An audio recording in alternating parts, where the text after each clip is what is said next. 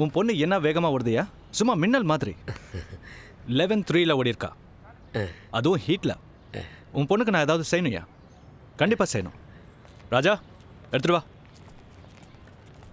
காட்டு.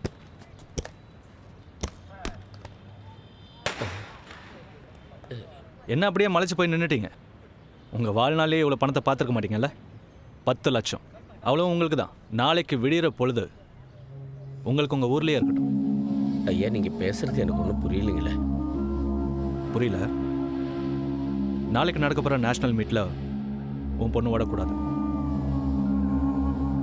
பெங்களூரில் மட்டும் 10-15 business, monthly 50 crores turn over பண்ணுற கம்பெனிஸ், பொலிட்டிக்கலாகவும் ஒரு முக்கியமான இடத்துல இருக்கிறவர் இதை எல்லாத்தையும் விட்டுட்டு தான் பொண்ணு பின்னாடி வந்திருக்காரு அவள் ஜெயிக்கிறத பார்க்கறதுக்கு. அஃப்கோர்ஸ் நீ ஏஷியனுக்கு போனால் கண்டிப்பாக கோல்டு உனக்கு தான். ஆனால் அதில் ஜெயிச்சு கிடைக்க போகிற பணம், புகழ், எங்கேயோ ஒரு மூலையில் கிடைக்க போகிற கவர்மெண்ட் வேலை, அது எல்லாத்துக்கும் சேர்த்து தான் இந்த வேலை. ஐயா, ஒரு நிமிஷம். தம்பி, இந்த பொட்டி எடுத்துகிட்டு போக சொல்லுங்கள். யோ, நான் சொல்கிறது உன் மண்டையில் ஏறல? ஐயா, நீங்கள்லாம் படித்தவங்க, பெரிய மனுஷங்க. உங்களுக்கு தெரியாதது ஒன்றுமில்லை. ஆனால் எனக்கு தெரிஞ்சதெல்லாம் ஒன்று தான். என் பொண்ணு ஜெயிக்கணும். ஜெயிப்பா.